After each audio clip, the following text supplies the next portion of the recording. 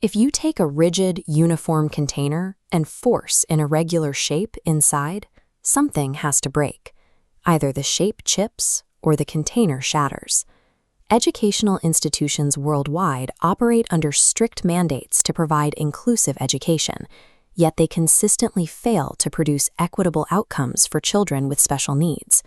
This friction persists because administrators often misinterpret the nature of a handicap, viewing it as a medical absolute rather than a failure of the surrounding environment. The ICIDH framework separates these terms. Impairment occurs at the organ level, a loss of physiological structure.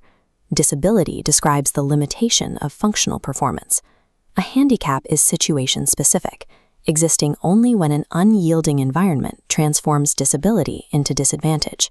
Situational handicaps within the classroom represent systemic failures of environmental design, rather than medical inevitabilities.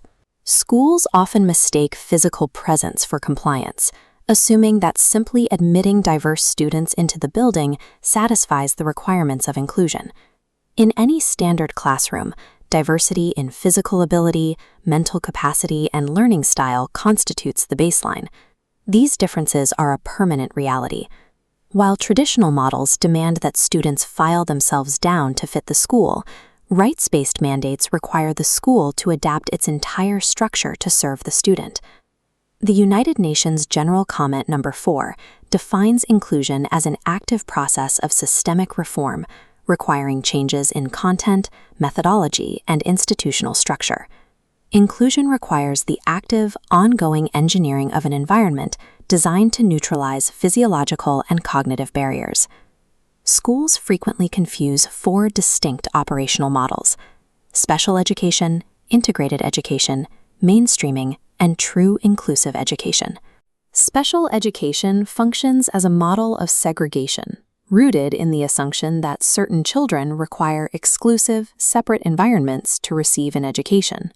Integrated education places the student in a regular setting, but keeps pre-existing structures unaltered, effectively isolating the student within the larger group. Mainstreaming, as shown in this graphic, still maintains a boundary between special and regular tracks. It places students in general classrooms only for specific periods, demanding they meet unaltered general education requirements. Inclusive education operates as a flexible system, where the curriculum and environment are inherently designed to expand and reshape to house all student profiles equitably. Mainstreaming forces the student to change to fit the system. Inclusion rebuilds the system to fit the student. Many administrators and parents fear that the presence of students with disabilities will compromise the education of the general student body. Data refutes this fear. In inclusive settings, test scores, literacy, and math performance simultaneously rise for students with disabilities and their peers. Post-secondary success follows this trend, drastically reducing loneliness while fostering higher community engagement for the entire cohort.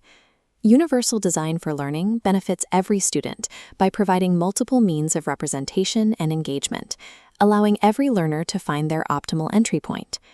Inclusive education provides a rigorously proven pedagogical framework that maximizes the intellectual and social yield of the entire student body.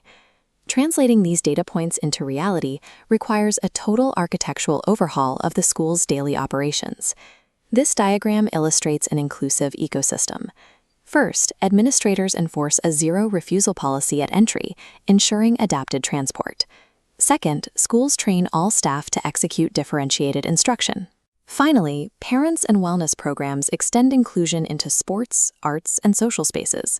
A successful inclusive school operates as a unified organism where policy and pedagogy interweave to permanently eliminate situational handicaps. The true extent of a school's commitment to inclusion reveals itself through the physical reality of its infrastructure and daily operations. Institutions must audit themselves against measurable metrics: the accessibility of their drinking water and toilets, the ongoing training of their teachers, and the inherent flexibility of their academic content. Early identification of developmental risks remains a frontline duty of the primary classroom teacher, integrated into the daily flow of instruction. Without these structural checkboxes, a school is merely practicing integrated mainstreaming, regardless of its intentions. Traditional, rigid schooling leaves many students feeling abandoned and excluded.